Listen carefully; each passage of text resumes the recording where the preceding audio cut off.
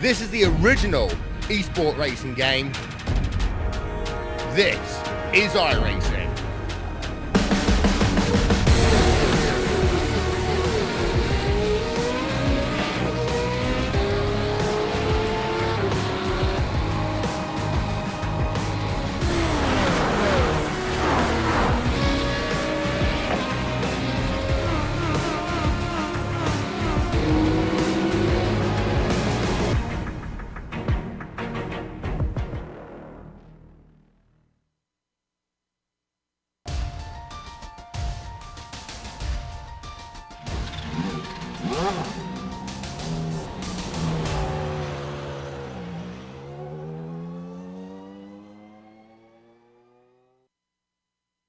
You better be on your toes. The first two rounds of the Weekend Warriors pit the drivers against tracks less than 1.5 miles long with lap times under a minute. Today, they flipped the script with a whopping 4 miles as well as 2+ minute laps facing them. Bathurst will continue to force everyone to prove their skill and is likely to leave a few beaten and battered at the end. We'll see if this drastic switch catches anyone out as we get ready to watch round 3 of the Weekend Warriors, and you'll see it all live here on the Global Sim Racing channel and the iRacing Esports Network. Hi, I'm Joe Peak, and with me in the booth is Stefan Schlacher. Behind the scenes is our director, the Dr. Amjad Yaman, and he's using cameras provided by Dougie Beard. Steph, this is a monster of a track even for bigger, higher-powered cars. In these SRFs, it must really look overwhelming. Joe, to some people, Mount Whitney is the mountain to climb. Others might say their favorite mountain is Mount Everest. However, for racers, there's no better mountain to climb than Mount Panorama. Especially in asthmatic cars like the SRF. It's all about momentum up the hill and then keeping the throttle open enough down the hill. Obviously to not accidentally cause a track blockage. In total, 23 turns are located around, as Joe mentioned, 4 miles of tarmac. A whopping 174 meters or 571 feet of height difference between Murray's Corner, the lowest point of the track, and McPhillamy Park on the opposite side of the scale.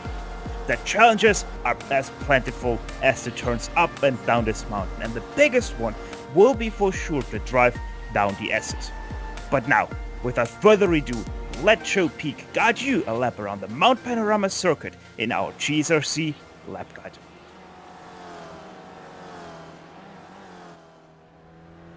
Alright, we're in the GSRC SRF, so let's do a lap around Bathurst. Hell Corner is incredibly important to your lap times, but a good exit isn't just about being fast by yourself. It's also about dealing with the incredible draft these cars put out. Slipstream battles are going to be a reality all race long. Jumping ahead, since it takes a while to get up the mountain straight, we brake for Griffin's Bend. This turn is pretty swift in the Spec Racer, and because the car doesn't have a whole lot of grunt, you want to get back on the power as soon as you possibly can. You're already getting a taste of how steep the grades are up and down the mountain just on the run up to the cutting. Now, in a faster car, the curved braking into here can be scary, but it's comparatively tame in this machine. Much like the corner before though, it's all about setting yourself up to get back on the gas as quickly as you can.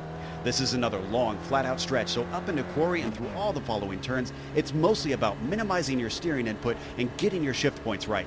Reed Park is where it finally stops being such a steep climb, and that will blend into Frog Hollow. Another left-hander takes us to Sulman Park, where you want to hold as far right as you can because McPhillamy Park is easily the trickiest to nail. Turning in too early or too late can quickly end your day either way. Now we're going to ease onto the brakes over the crest of Skyline. Balancing the car through the S's will be a scary feat every lap, and then you've got to brake hard for the dipper. An important thing to remember in this car is to never fully lift while the car gets loaded into these corners, because the lift throttle oversteer will make it almost impossible to save. Try to hug the car to the right, but be aware that the car won't want to stop very quickly into Forest Elbow. Plus, the SRF likes to understeer, which means there's a danger of hitting the wall on the exit as you try to find speed onto the Conrod Straight. This is another section we'll want to skip and jump up to the chase. The kinked entry is easily flat out, but spotting your brake marker and being accurate will make or break your lap. Don't be surprised to see a few drivers come in too hard and clatter over the grass. Now, if you haven't managed to make the pass, Murray's Corner offers a last-ditch opportunity to get an overtake done. But watch out for the tall inside curve, because it'll make the car bounce around like a pogo stick and ruin the whole lap. From there, you'll want to just mash the power down on your way to the line, and hopefully you've now finished a lap around Bathurst.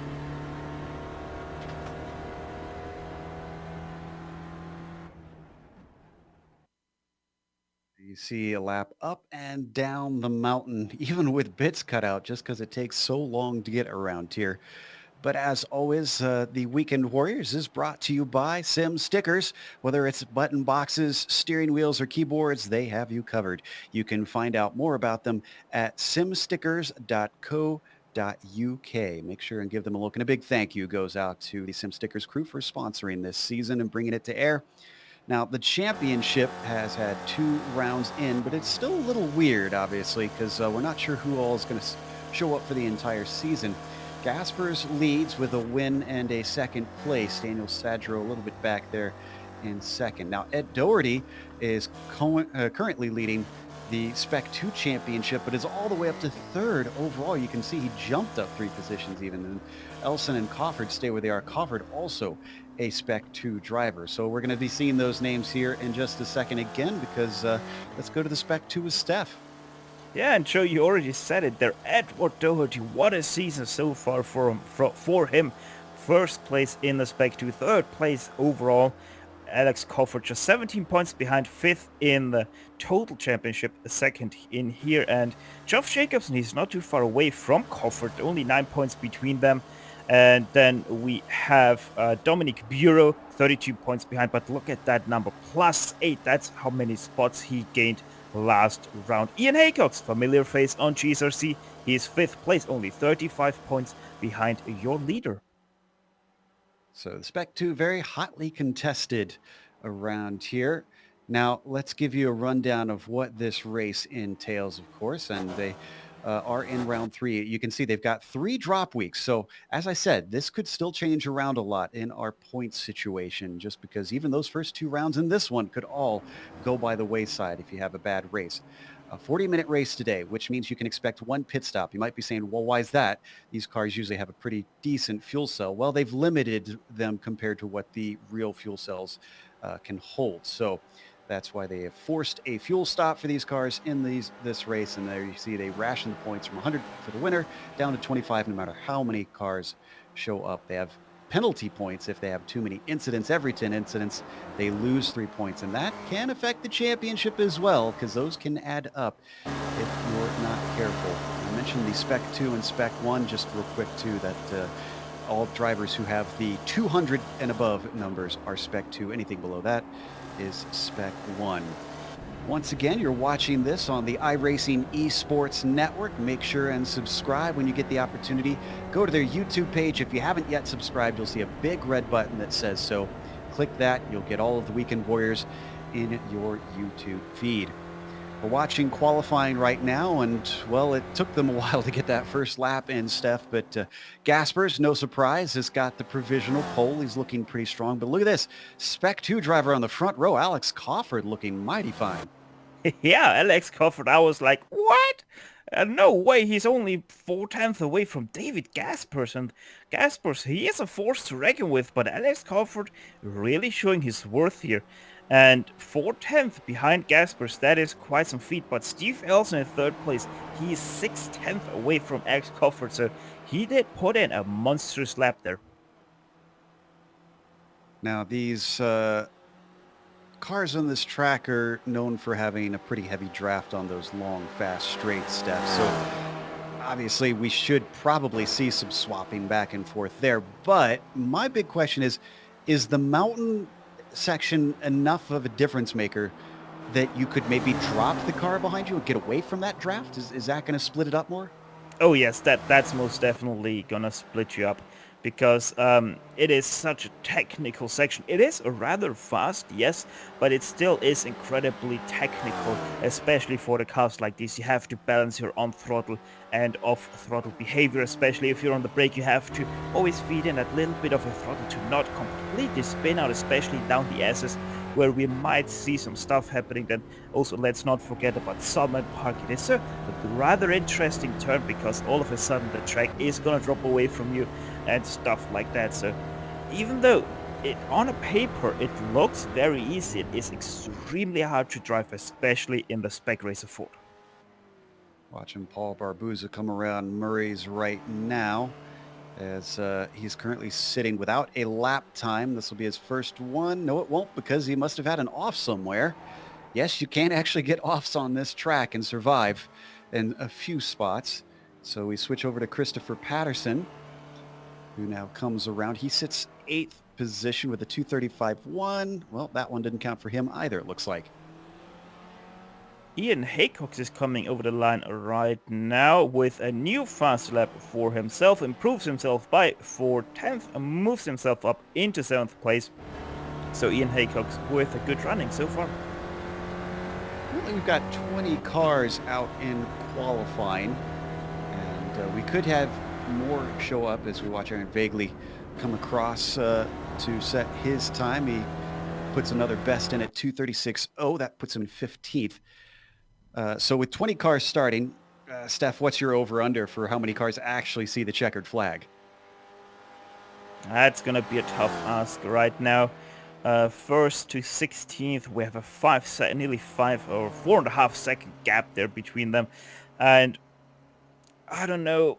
It is always hard, but not anything against these guys. They're gonna have to have quite some skill to be able to handle these spec racing Fords, but I'm expecting the top 10 to survive, and then the 11th and back will probably have had already a pit stop to repair some damages. Yeah, and that's a good point, actually. They do have a fast repair in this car, so they can get back out there, but that's really only one get-out-of-jail-free card that they've got. After that, they've got to keep from smashing it into the wall a second time. Gaspers, who's still on provisional pole, now heading through the mountain himself and still has those 4/10 over Alex Coffer. Whoa! And that's not going to be a good one. It's not going to be one at all. Are completely there. And that was the ever so tricky dipper section right there. Just a little bit too aggressive on the brake there, loses the car, and over she goes. So let's see what Dustin Decker can do. He comes around as he sits in 8th position with only 1 lap time. Make that 2 lap times in, and that one's 2/10 faster. So he's now up to 7th with a 2:34.8.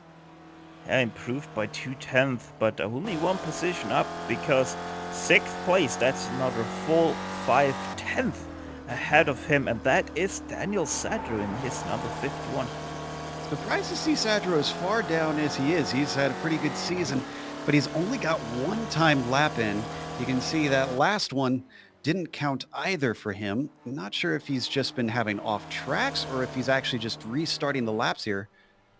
But out of 5 attempts, only 1 counts. Wobolt, is this his first time lap? Yes, it is. A 2:41.9, but he is going to be the last of the cars to actually get a time so far. Yeah, still about 3 minutes left for these guys to put in some laps. So about pretty much 1 lap left for all of them. Gary McAreevy will probably be the last guy to, or the first guy to have that last lap shootout. Right now, he will actually have the last lap shootout because he has not put in a time yet.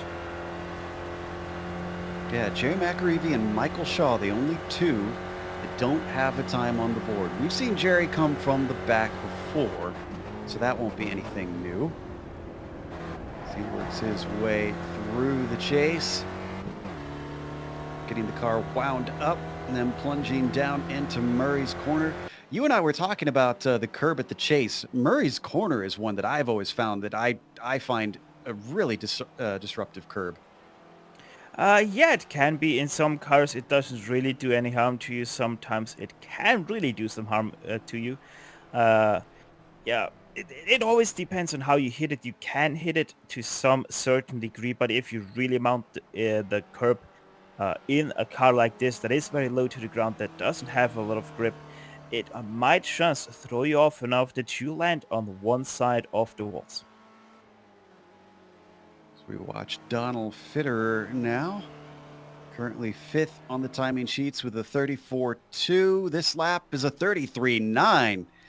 That improvement, unfortunately, only puts him closer to Fred Desai, but not past him by about 100th of a second difference between he and the 4th place driver. So he stays on row 3 for now. Bob Kern, in the meantime, this last lap didn't count for him, so he's got 1 more try around as we're under 2.5 minutes now. So everybody coming across, if they're not happy with it, gets one last opportunity. This is Daniel Sadro, one of those drivers that really probably wants to get himself farther up. He's on the outside of row 3.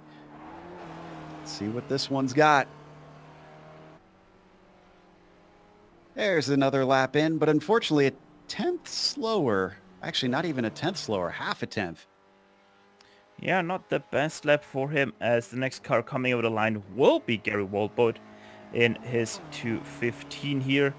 Let's see what he can do. 2:39.5, which will move him a little bit closer to Giulio Forsolin, but not up a position. He's got 2 seconds to make up, so not sure that he'll be able to manage that. In the meantime, Todd Hansen coming through. Is he going to be able to start another lap? I think he'll have enough time here. So it'll be a little tight.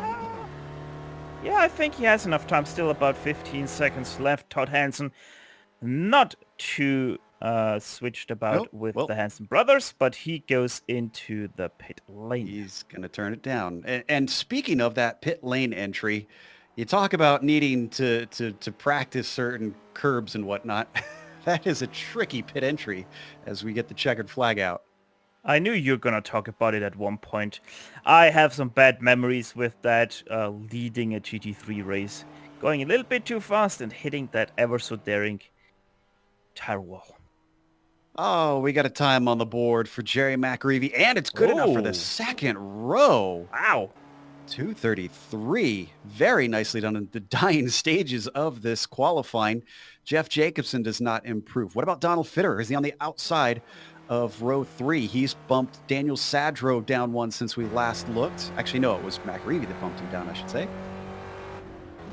Yeah, Donald Fitter right now in 6th place. Only a 100th between himself and the top 5. Let's see what he can do.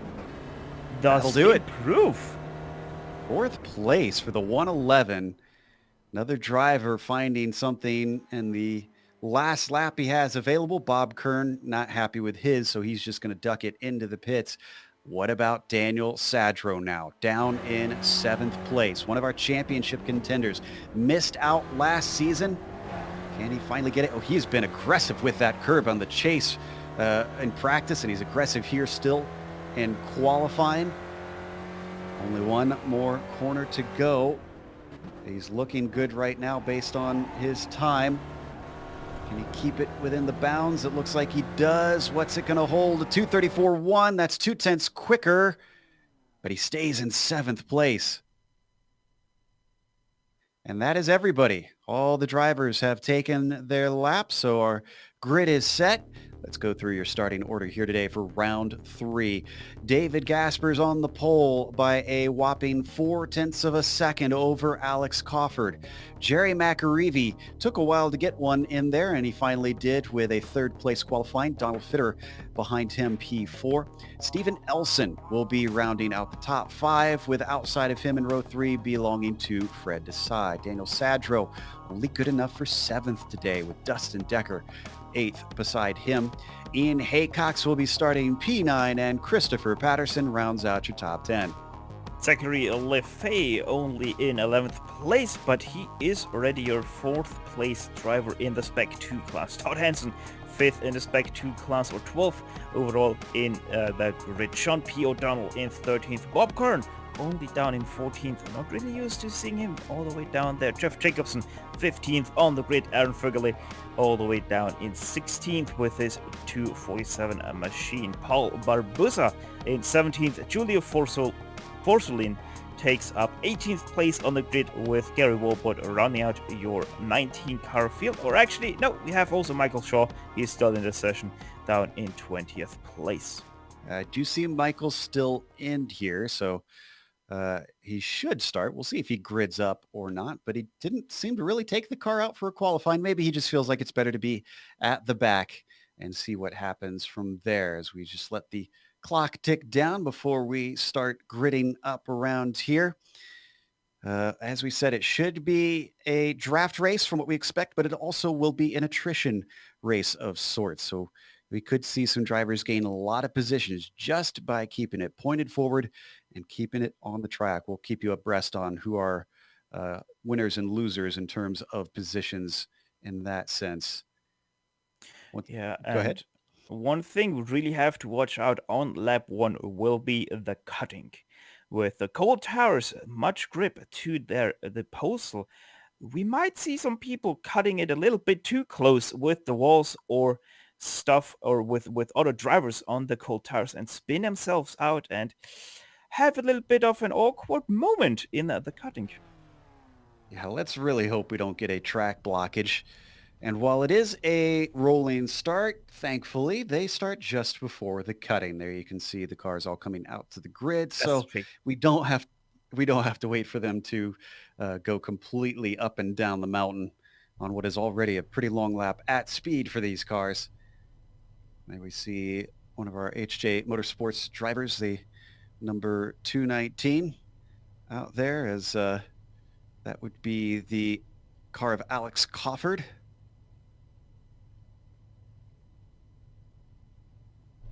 Now, the question is, can Alex Cofford challenge David Gaspers into turn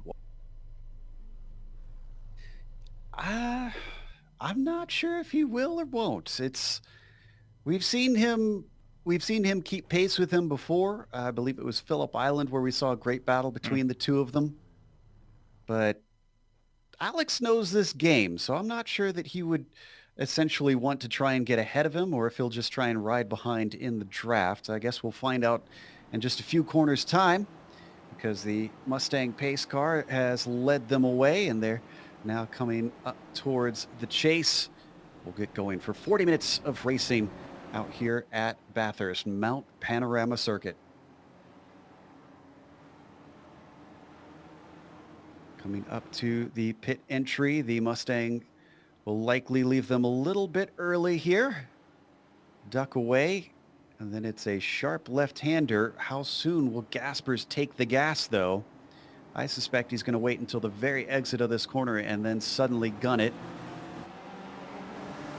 And indeed, he does get on it, but he does not get a jump over Alex Cofford. And indeed, McAreevy also got a great run. He's already thinking about second place. Cofford has to back out of it, being pinned in on the outside into hell corner. He's going to fall down to third on the first corner instead of going for first. Yeah, and that means that David Gaspers already has quite a bit of a lead at hand, already a second over Alex Cofford, who is still side by side with Gary McAreevy down a mountain straight the very first time in behind the draft that is halfway started between Steve Elson and Donald Fitterer. And they're losing touch with David Gaspers as Cofford nearly squeezes McAreevy off track. McAreevy goes for the over-under and gets a good launch off of Griffin's. So Cofford now going to lose that spot. He briefly got back, and another because Steve Elson is through. Everyone checks up ever so slightly for the cutting. Everyone stays clean though so far through the first part of this lap. Yeah, so far so good. Hopefully no track blockages up ahead, but McAreevy dropped off by almost 2 seconds to our leader Gaspers. This is very good news for the number 23, because if he can keep away from that draft, he doesn't have to worry about anybody catching him, I doubt, today based on qualifying pace. Sadler was very flirty there with the inside wall of McPhillamy Park as they make their way for the very first time down the SS into the dipper. And oh, Alex Cofford very wide there through the dipper. Donald Fitterer thinking about it, but slots in behind yet again. Well, despite Cofford's pace in qualifying, he seems to be struggling here on the first lap to get the car underneath him, and already he's going to be passed by Fitterer. The number 111 gets a good launch out of Forest Elbow, doesn't even need the slipstream, and he is gone. So it looks like there it goes. He slots back in line just as the car behind him now ducks out. And that is Fred Desai, who's looking for a 2-for-1. I think he's going to get it. He's ahead by the time they hit the braking for the chase. Poor Alex Cofford is not out of it yet because Dustin Decker now trying to get a position on him. That doesn't quite work out. Sadro rocks up to the back of them from 8th place. And with him comes also Christopher Paterson in his number 17 machine. So this battle really is starting to heat up ever so slightly. Yes, Alex Cofford with another mistake there through Murray's corner, and here now comes Dustin Decker to the inside. And such was the pace advantage that Cofford had in qualifying that this is finally now the Spec 2 lead that he's giving up. Dustin Decker now inherits that 6th overall and goes to the front of a 4-car train. The mountain straight. They all kind of slot into line. A couple of them bump drafting behind our view from from Daniel Sadro. Too wide ahead with Decker to the outside, Cofford to the inside. Cofford takes it back. Hit the inside curb though and nearly sent himself way too wide there into Dustin Decker's car. But here comes Daniel Sadro around the outside of the cutting. Can he make it stick? No, he can't. Dustin Decker survives another turn in his 8th place or 7th place. We had a horrible exit for Christopher Paterson. There you can see him, the red, white, and black car. Lost about 3 positions there. And he's currently side by side with Ian Haycox trying to come back. He's got the inside of these next series of corners sweeping along the parks at the top of the mountain. He gets it back now, and Haycox settles for 11th once they hit McPhillamy. For the second time they go down the SS, one of the trickiest part in the Spec Racer 4 because of the oversteer. This car generates off the throttle. So far, I haven't seen anybody lose it through here. Famous last words. But it looks like everybody's kind of taking it a little bit easy. And there we go. We got someone in Forrest Elbow, though. Todd Hansen was that.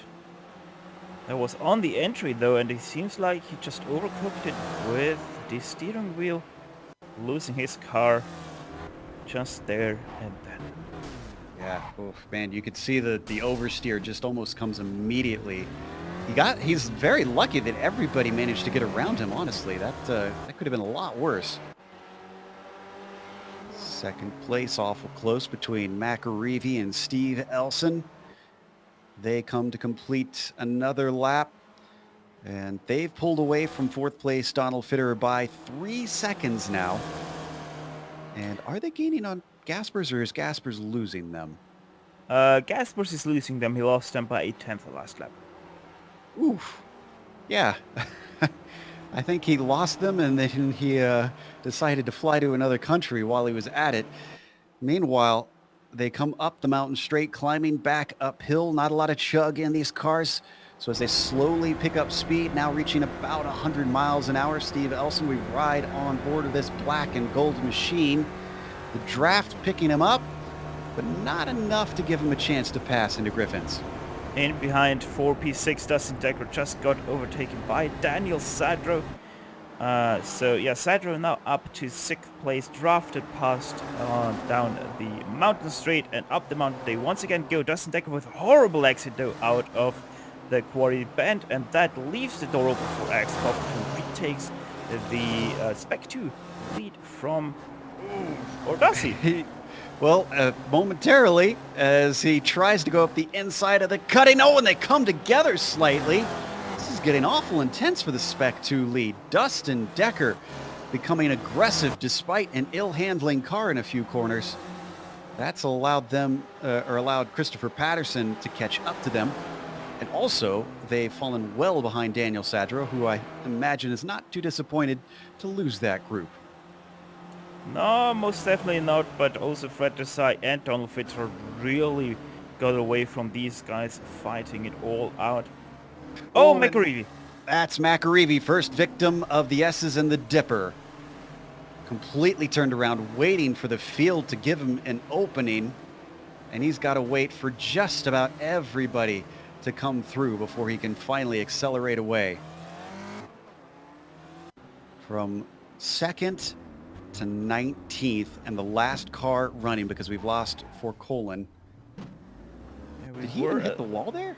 We were a tiny little bit late there on the replay because he did hit, there we go. He's gonna hit the left side curb there, and that's gonna completely send him there.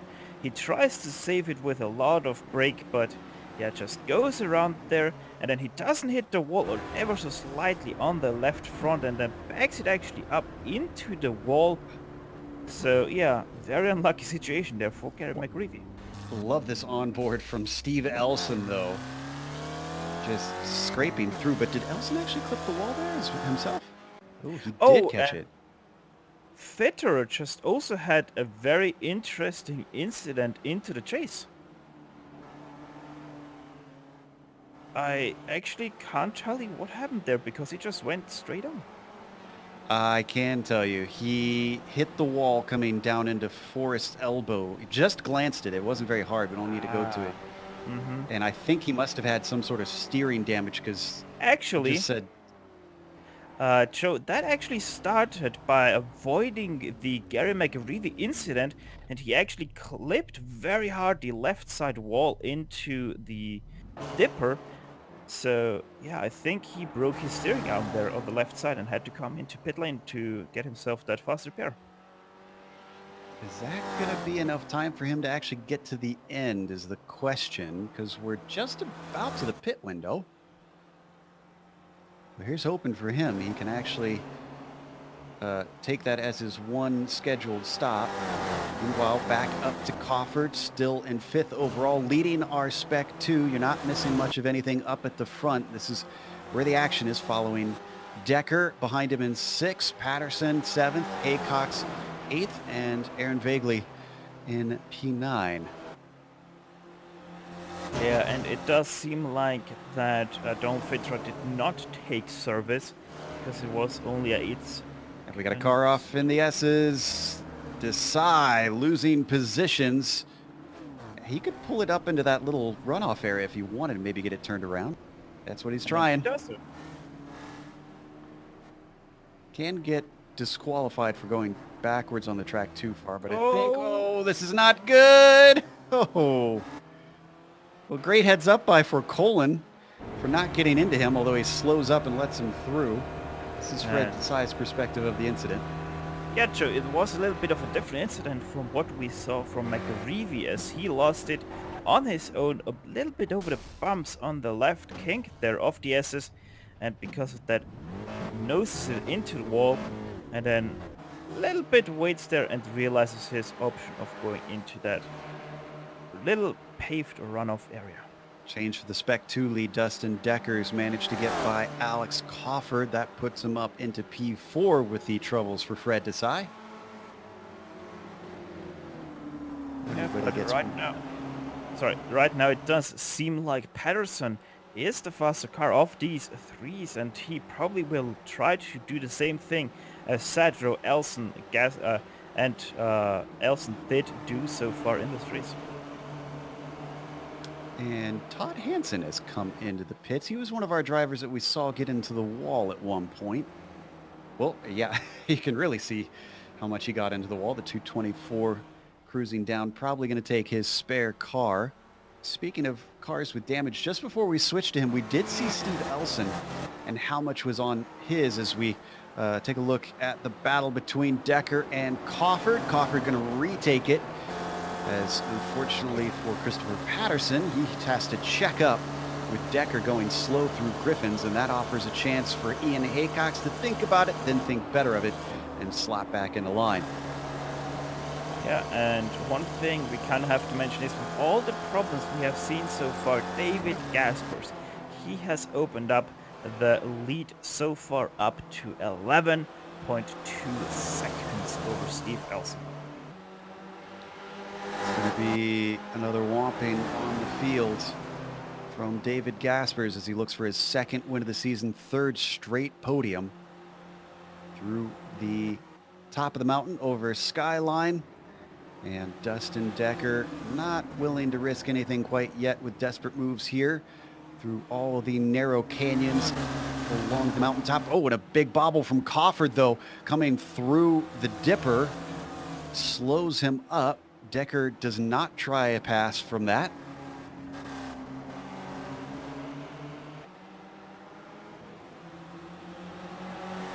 And down the hill they go. Great exit off of Forrest's elbow from Cofford, but not good enough to get him out of the slipstream from Dustin Decker. Yeah, but how about the race of Aaron Fergulay in behind of this group from 16th all the way up to his current position of 8th place, gaining himself 8 positions, maybe making that a few more if he can get past some of these 4 guys ahead of him. Yeah, he might be our biggest climber at this point, with Aaron now waiting patiently behind this crew. They come up to the line to start off another lap. So who is going to use the draft this time, coming up the mountain straight? We've got some takers for regular pit stops. I believe Bob Kern coming in, Jeff Jacobson as well. As you can see them all in a line. It looks like off the corners, Crawford getting himself repeatedly good exits to try and keep himself safe as Paterson pokes his nose out. They'll have the inside coming up to Griffin's Bend. The climb up to the braking zone. Paterson a little bit stronger in there. What about off the corner? Wow. What a save from Paterson there, but that leaves the door open now obviously for Decker. Also, Ian Haycock's had a bit of a run. Oh, that is a bump and run, and there goes into the wall Dustin Decker. It's just too marginal for stuff like that.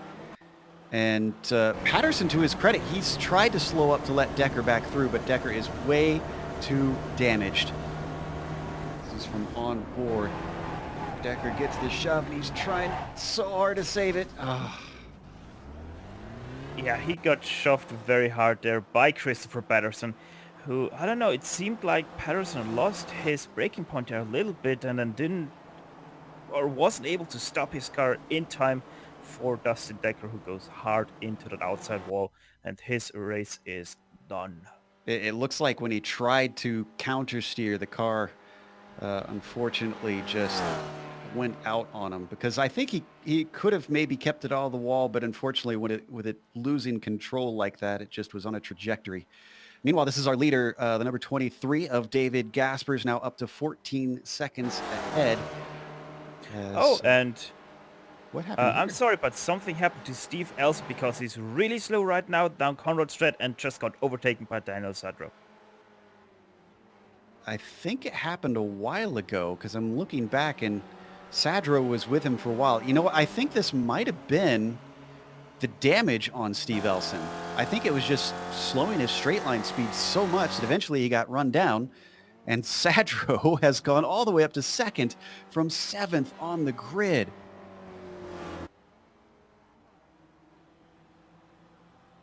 So despite all of my doomsaying, Sadro has recovered from a qualifying that put him in the middle of the pack and come up to a podium. Don't think a win is necessarily likely on the cards, but you never know. Steve Elson into the pit lane. He took the fast repair just now, and he is pretty much, I think, our first really scheduled pit stopper. Actually, no, Bob Kern did already pit. So he is currently leading the field of the pitters. Michael Shaw is in pit lane 2. Where's Bob Kern? Bob Kern coming out of the last turn right now. So Elson, easily taking over that position. Yeah, he comes out just in front of Gary Wobolt. But Gary won't have the same amount of pace as Steve, so I don't think he's going to want to let him by. Instead, it looks like Wobolt might just ride the coattails of the UK&I driver. Those of you thinking, well, the battle for Spec 2 seems to have settled down then, well, bad news if you're an Alex Crawford fan. Aaron Vagley is still up there, although he's dropping off a little bit, and Ian Haycox. Both of those drivers are Spec 2. Here we're on board with Haycox. So if they're within touch of Crawford, they could also challenge for that Spec 2 lead, which is already up to the podium, though that is due to pit stops slightly.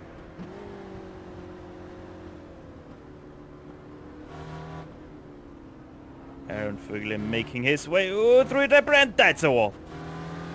Oh, what a disappointing mistake there from Aaron. He still has the spare car, And I guess he's within his pit window, so he could bring it in. Let's watch from on board. Yeah, just a little bit too frenzied there with the off-throttle oversteer through the dipper and just completely gets caught out by it. I think even his car did sit on the ground there and thus loses the rear and into the wall. Aaron goes. But yeah, the good point for him is that it's only a few more kilometers pretty much to the pit lane and he can take his pit stop and his spare car. Almost forced into taking it, but should get him to the end of the race. It loses him ground on Ian Haycox, who elects to stay out this lap. Now the interesting part is, can Ian Haycox catch up to Alex Crawford, which is about, let's see, 2 seconds between the two. Right now our highest driver who has pitted is Steve Elson. Vegley is probably going to drop behind him. And indeed, he does. 219 of Alex Crawford there we saw on screen as well. There goes Steve, now promoted up into P9. Aaron with a rather lengthy stop there compared to everyone else, about 2 to 3 seconds longer stationary than everyone who has taken their pit stalls so far. Yep, he's going to come out just ahead of Bob Kern, but not very far ahead. I think all the time that he lost from that damage really put Aaron back quite a bit. And he did have a slow stop. It was 13 seconds.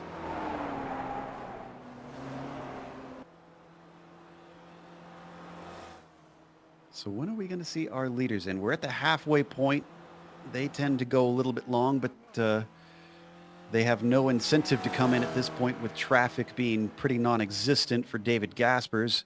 And at 16 seconds, frankly, I'm not sure that he can even see anybody else on track at any point. No, I don't think so. He can actually see someone, especially down Conrad with the big hill in between there. Sadler just coming up. Ooh, Donald John P. Fitzgerald? O'Donnell. Oh, O'Donnell. Oh, and you know what? He actually had some contact with Jerry McAreevy as well. And if I'm not mistaken, didn't Jerry already take his spare car? He did not. I remember he only backed into the wall. Wow, that was a hard hit for the Canadian. No, Gary McAreevy did take his spare car. So with that, Gary McAreevy might be down here, but he had a lot of net code with John P. O'Donnell, so maybe he was saved. Significant damage on the left side from what we're seeing on screen. He elects to stay out, as Gaspers does not. Gaspers is going to come in. This hands the lead over to Sadro and brings out David right behind Alex Crawford. Crawford has yet to stop, mind you. So he still needs to come in. But David Gaspers naturally returns to the track as the highest car who has pitted.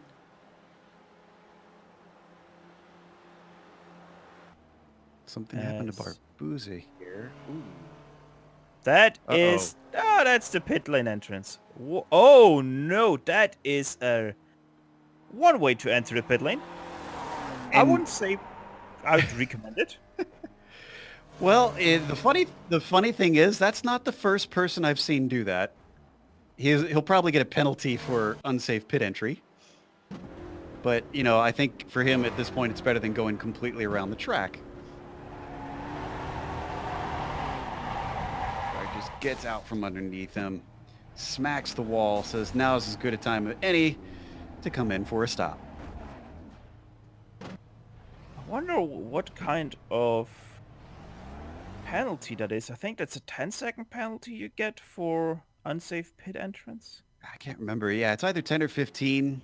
One of those. Either way, it's going to hurt a little bit. But again, I think it probably outweighs the other option for him.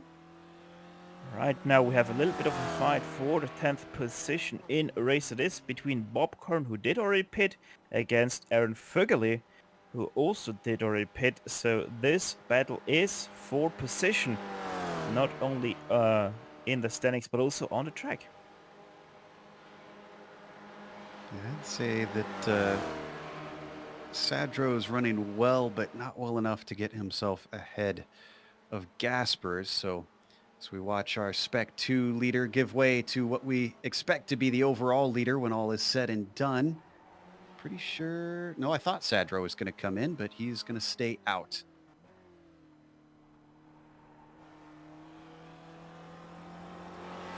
Oh, and Todd Hansen found the wall yet again about a lap ago. Don't need to go there. Very hard impact. He nearly actually did what we were talking, or he actually did what we were talking about into Murray's corner. On the high curb, he rolled his car and beached it. Ian Haycock's coming into the pits. And we're only waiting at this point on Zach LeVay, Jerry McAreevy, and Christopher Paterson and Daniel Sadro to come in for their stops. Not exactly a track where you want to push the limits on fuel if you don't think you can make it. Yeah, I don't think you're gonna save enough fuel if you're only having like 0.8 of a lap left in your fuel tank, because you're gonna use quite a lot here around the Mount Panorama circuit. Put the clutch in and coast, I guess, because Ian Haycock can't do that. He's climbing uphill, up the mountain straight. Behind him, Vaguely has now been caught by Bob Kern. This is a battle for 9th, but should be for higher positions once we get a couple cars into pit. A bit wide there coming through Griffin's Bend for Vaguely. I'm surprised that we have not seen McAreevy come in and stop yet. I would have thought as soon as he got that damage, he'd be in and out, unless my timing and scoring is telling me fibs again.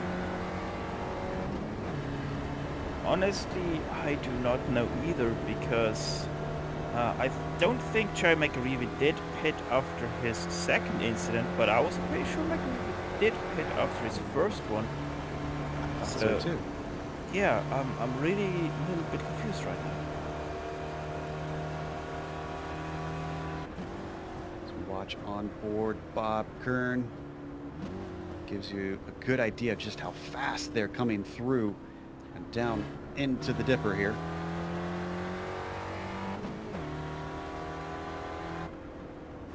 This is our closest fight on the track here for P9. Should start seeing more drivers come into the pits, though, because that pit window is getting close to the end, but Sadro's going to stay out for one more. Thinks he's got enough for that. McAreevy's not. He's finally coming in. Well, into the gravel trap. Yeah, not the most graceful of manners, mind you.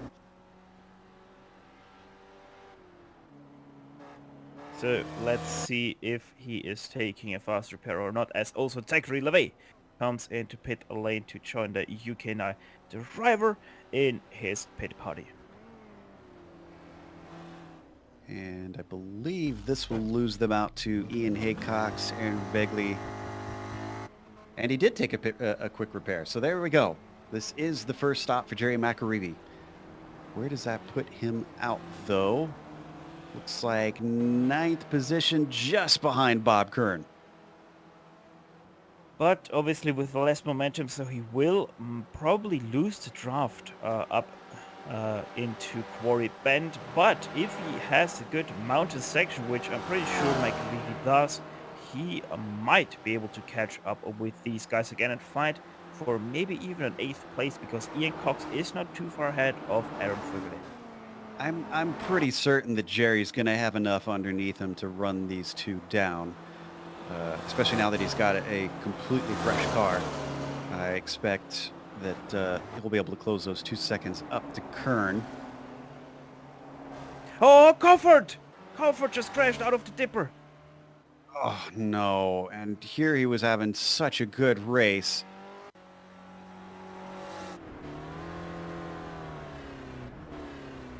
Looks like the dipper's actual dip is what got him. Bottomed out, maybe? Yeah, it does seem so that the car bottomed out, did lift up the rear tires, and around he went. Not able to save it. He jumped right away on the brake, but just not able to avoid that wall and heavy damage to his car. Here's our overall leader right now. Daniel Sadro, with 11 minutes to go, has to finally come in and take his fuel. And the pace of Gaspers is such that Sadro, despite being second when Gaspers pitted, Gaspers just coming around now as Sadro trundles through. So he almost had a full pit stop over Sadro. Here comes Christopher Paterson and Alex Cofford to join Sadro in the pit lane. So that means it's the end of the pit window for everyone. Indeed. And Sadro should be getting out just ahead of Steve Elson. And in fact, he's coming out now. Elson, in the meantime, is coming up to Hell Corner, and he's going to be well enough behind that this is easily second place for Sadro as long as he keeps his pace up and keeps the car clean. There you see in the background, that distant black dot is Elson.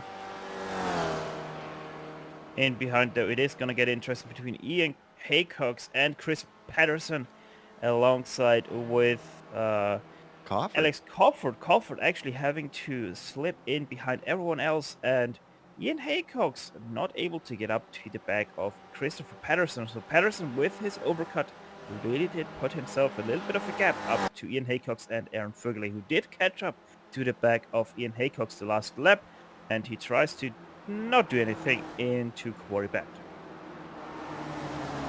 Cofford just going to let Jerry McAreevy get up into P8. But we could be seeing a 5-car fight here very soon. Actually, Vaguely is looking to go to the inside of Ian Haycox. Oh, does he brush the wall there? Through the cutting, it looked like he just glanced it, and I'm seeing damage.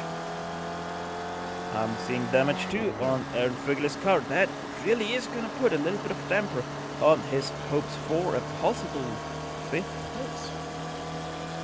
Yeah, straight line speed cannot look good after that. You can see the front of the car pretty scraped up. Oh, and we've had another incident. Zach LeVay.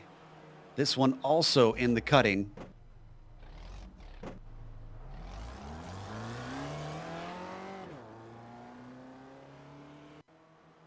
Yeah, as Joe said, in the cutting, you're gonna see he's gonna lose it on the outside. Over the white line he goes, and because of that loses the rear a little bit, noses it into the wall, and then he does a little bit of a 400-point turn to get himself. Oh, and Alex Cofford, it goes worse for him. Spun out of Forrest's elbow. Don't think he hit anything. Too eager on the throttle there, Joe, for Alex Cofford. Does not hit anything as he spotted right, just a lot of ego lost on the spot. Yeah, he falls all the way to P10, sadly. And vaguely got by Haycox. So damage or no, I'd say that he's feeling pretty good in that car. Haycox is not going to take that sitting down. He looks to the inside. That comes back to the racing line. McAreevy says, if you won't take it, I'll give it a shot. Doesn't work for him. McAreevy stays in 7th.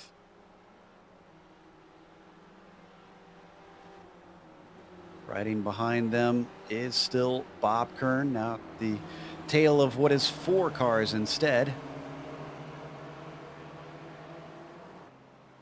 Begley leading them in 5th position with about 3 seconds up to Paterson. But the more they fight, the more they're going to start to lose ground with the number 70. And this is important because this is for the Spec 2 lead as McAreevy is going to split it up momentarily. He gets into 6th. He's thinking about 5th. He's to the inside of Egley. Oh! But too far inside, and he glances the wall as he loses the rear. Glances the wall. Don't think he really got any damage from that. Continues on, as we're gonna take you on the replay. Into the chopper we go on that replay. Thought he was going to have this one done. Looks like caught a little curb and that car started to bounce, and away it went. Now the good news for our Spec 2 drivers is that McAreevy falls back. Now he could still catch them, but it is now a 3-car fight for that Spec 2 lead. Vaguely ahead of Haycox, ahead of Kern. I don't think we were able to say this too often yet, where we had a 3-way fight for that Spec 2 win. Yeah, it's tended to be one-sided in the past couple seasons. Someone just runs away with it, and nobody can seem to catch them. That could have been Crawford, but he's made many mistakes today. You might have seen it on the bottom of your screen, but Gary McAreevy went straight on at the S's, trying to catch these guys a little bit too much. But here goes Ian Haycox now past Aaron Fugler. He moves up into 5th. And the British driver will probably stay there. Is this a long enough straight that if you get past, you can repass someone? It looks like Aaron might think about it. Most definitely you can. Aaron Fugler tries to do exactly that. To the inside, he goes off to chase. Does he make it happen? Does he stick on the corner? Yes, he does. But here comes Ian Haycox on the switcheroo. Just barely kept it on the track. A little too hot into it. Aaron falls back to 6 once more. Ian Haycox says, thank you very much. And with 5 minutes to go, 5.5 minutes to go, 3 laps left, I believe.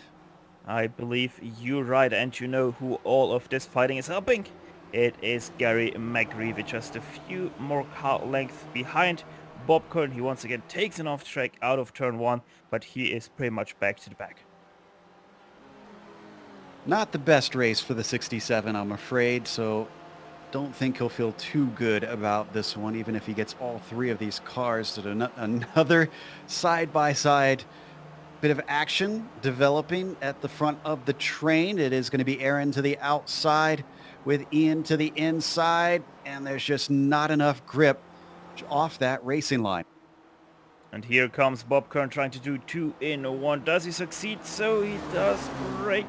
So he's gonna slot in behind Aaron Fugler actually. And here comes Gary McAreevy. That was a nearly an awkward situation between the two, but both show very much track awareness there. Yeah, great situational awareness from McAreevy. Saw what was happening, used the shot off the corner. Now he's going to give a little bit of draft help to Vaguely up ahead of him, see if they can run down Haycox. They come through McPhillamy up to Skyline. This caught out McAreevy a little bit last time through. This time looking a little safer.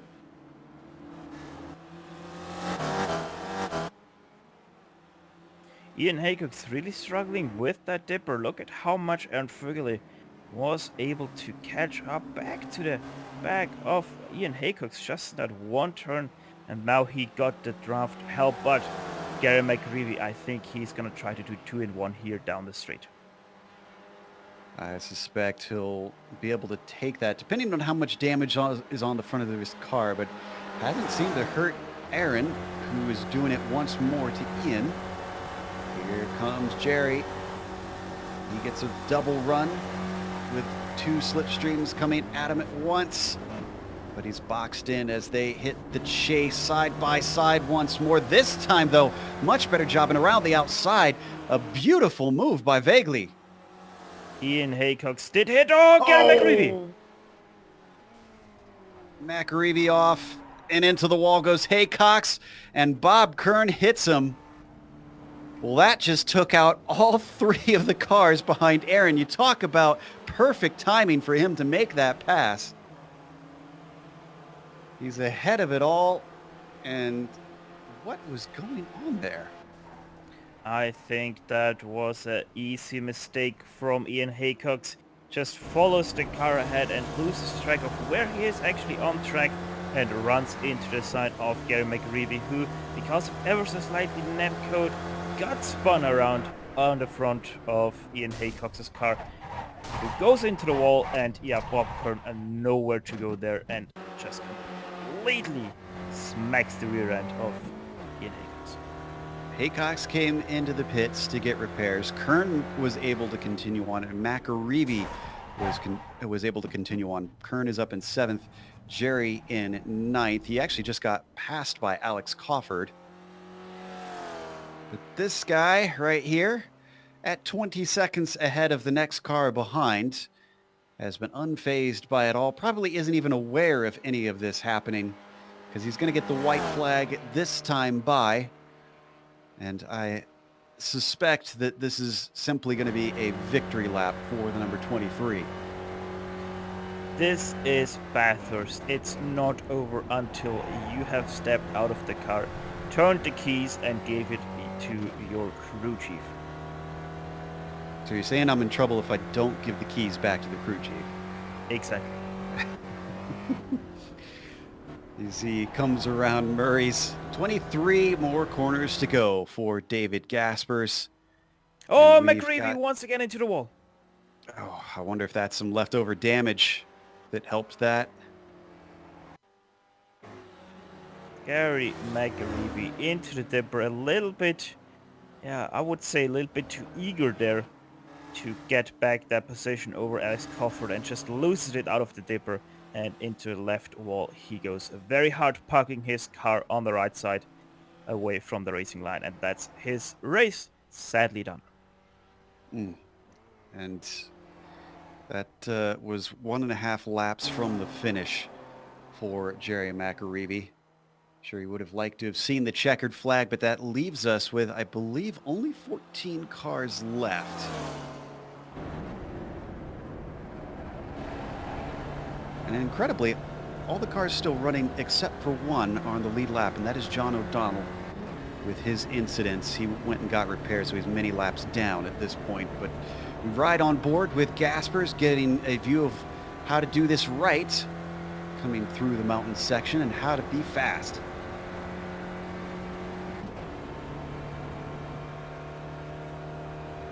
David Gaspers through McPhillamy Park for the very last time. Skyline now goes into the SS section, down the hill, goes on the curb very hard there. The dipper always treacherous, thus perfectly maneuver through himself there. Now it's only the forced elbow left, and he has pretty much 2 kilometers of straight ahead of him. With a little bit of a wiggle in the middle of it as he gets on the power, builds up the speed. He was second in the first race, but he was only barely beat by Kane Halliburton. He came back at Monza last week and ran away with that one, pulling the victory on the junior course. A very short track after a very short track, and then we come over to a long one. And this man's still fast no matter where you put him. Into the chase with 2 corners to go, out of the chase now. The number 23 up to 22 seconds ahead of the next car back. Murray's corner is all that stands between him and wind number 2 out of 3 races. David Gaspers takes victory here at Bathurst. And because he said he had a wiggle there in the middle of the forced elbow, you know what they say, a wiggle day keeps the doctor away. Well, I meant there was a wiggle in the middle of the straight more that he had between himself and the finish line. But Daniel Sadro is coming around Murray's corner himself. Nice run from 7th to 2nd. He's got to be pretty happy with that. And Elson, unfortunately, finishes 3rd when he could have a little bit better, but still not too bad today on the podium. How about Christopher Paterson, though? Actually, is Paterson going slowly? Is out of fuel, yes. So Aaron Fugale might be looking at the top 4 finish. No, it's not. He's got this, yeah. He was just a little too far back. I think if the finish was farther on the front stretch, he could have had him. Vaguely with a top 5 from 16th, but he wasn't our biggest climber. How about Michael Shaw? Remember I said he didn't put a time in? From 20th to 6th for him. I'm gonna be with Soup there. That's not counting. Alex He didn't Cofford. even try. Yeah, Alex Cofford with a 7th and Bob Kern behind him. 11th is a little bit contested here, or at least it was at one point. That was It Wobolt, was a battle until Haycox. Ian Haycox hit the wall out of the dipper. Did he hit? Oh, yeah, you're right. He did. His car pretty torn up. Paterson was unhappy about something on the radio I heard there, and I'm not sure what. Vaguely, by the way, was your Spec 2 winner as we watch Haycox bring it home, the last of the cars to finish here. We'll come back after a moment after we see all the upcoming races here on the GSRC, and then we'll give you the unofficial results as well as driver interviews. Stick around.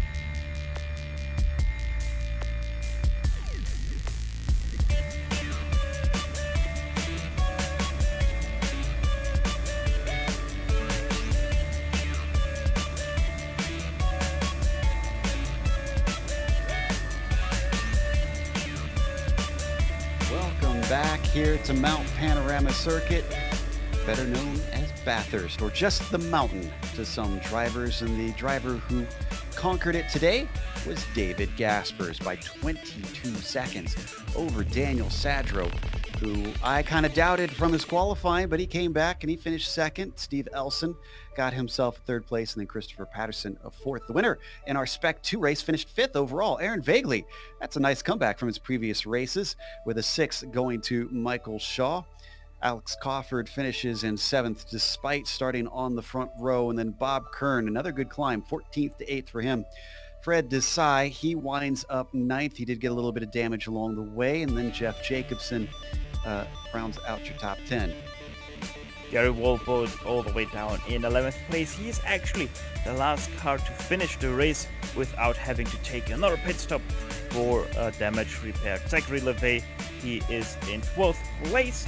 Ian Haycox finishes after two heavy contacts with the wall in 13th. Gary McGreevy, first lap, one car down in 14th. Paul Barbusa, the first car not to finish the race, in 15th. Julio for Colin in 16th place. John P. O'Donnell in 17th place. He did actually finish the race, so kudos to him for bringing that car out once again to finish it. Todd Hansen, 18th place, did not finish. Dustin Decker, 19th at last, goes to Donald Fitzroy, 12 laps down in 20th. Our winner's ready to talk to us. David Gaspers joins us in the booth. David, it looked like a walk in the park to us, but was it a walk in the park for you? At least it felt like it. Not too much going on there after I got the others out of the draft after turn 1. Yeah, it seemed like you had a little bit lucky there, as you didn't have to worry about anybody trying to ride your tail like that. I was a little surprised that you pit earlier than the very latest on this. I would think without running into any traffic in front of you, this would be a case of just wait until you're almost out and come on in. But you felt safe to pit a little early? Yeah, I was too lazy to do any maths, so I just pitted it halfway where it's easy. Makes sense to me. Well, this was the first race we've had this season at a long track, and then we go right back to the short tracks with Lime Rock Park. You ready for what could potentially be a bit of a bull ring? I absolutely hate this track. I'm always skipping it, so I won't be there next week.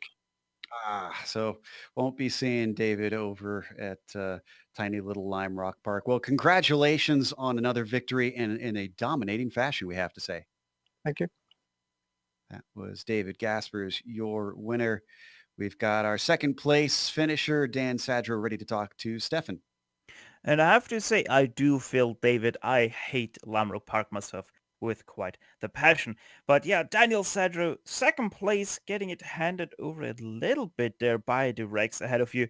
But either way, from 7th up to 2nd, you must be very pleased with that performance. Yeah, I the ending position was always going to be determined by whether I wrecked or other people wrecked around me, and I kept it out of trouble for the whole race, which was really what all I needed to do. And then just unfortunately, Jerry and Steven and everybody just had issues. Fred had his issues, so I kind of just lucked into it. How is your preparation going into a track like this, especially after coming from 2 very short tracks to Mount Panorama? How is your preparation going in such a race? Well, you think of the track differently because you know that the walls are much closer to you than they are at Monza. It's not necessarily the length of the track. It's just, okay, if I make a mistake at Monza, okay, I'll be in the grass.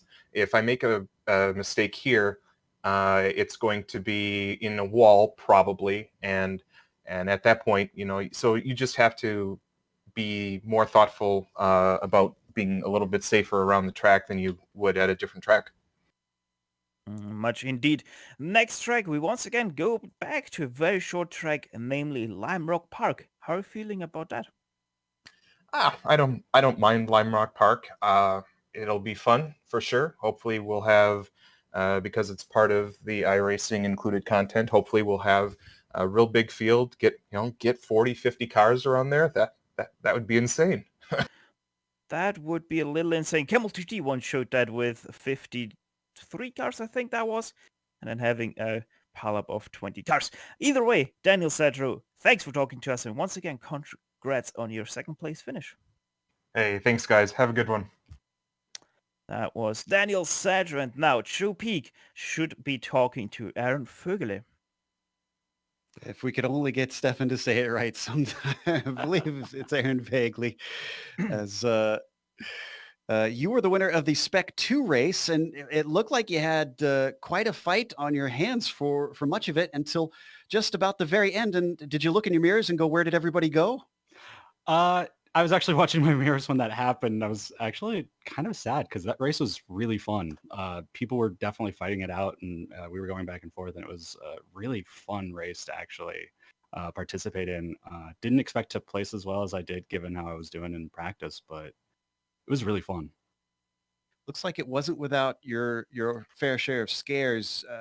Was I not mistaken in that you brushed the inside of the cutting coming up the hill late in the race? There was 2 incidents actually. First, I slammed into the outside wall coming down. I don't remember the the downhill one, but that downhill turn kind of lost it there and slammed it out and decided to take a pit stop there. And then the second one, I did hit the inside of that cutting there and was kind of worried that it was going to affect the speed a bit, but car seemed fine. And we were able to catch up in front of, I think Ian was in front of me at the time, so we were able to catch up with him real well there. Well, you definitely managed to survive and gained a lot of spots. Is this kind of a turning point for you in the championship? Do you feel like you can help carry this momentum over to Lime Rock? Lime Rock's actually one of my favorite tracks to race on in general. So I'm really hoping that this momentum keeps up going there, and we can kind of do, I can do the same thing here that we did there. Well, I got to say, congratulations, not just on the Spec 2 win, but a top 5 here at an incredibly difficult track. We hope to see you next week. All right. See you guys next week. As Aaron Vagley, who has had a bad couple first races, but a very good third race of the season. We've got to close up for today. So let's thank you, of course, Sim Stickers. Once again, they are a sponsor for the season, and you can find them at simstickers.co.uk. Also, a thank you to iRacing for putting us on IESN. Make sure and head on over to their YouTube page. Click the subscribe button if you aren't already subscribed, and you'll get all of the Weekend Warriors in your YouTube feed. Thanks to the companies that provide the software and hardware for our broadcast listed here on your screen. And additional thanks go to June Lalonde, who provides our wonderful music. See the screen for how to get a hold of more of her great work. Thanks to the team today, Steph, Amjad, and Dougie. If you'd like to find out more about GSRC, including upcoming races, you can find it at globalsimracingchannel.com. We're also on social media. You can find us on Twitter at GSR Channel, Facebook at Global Sim Racing Channel, and Instagram at GSRC_RAM. As we mentioned, heading over to Connecticut next time for Lime Rock Park. That'll be Sunday, July 7th at 3:45 p.m. Eastern. We also have upcoming races for other series listed on the screen, so check those out and mark them down on your calendar. But until next time, race clean, race hard, and we'll see you on the track.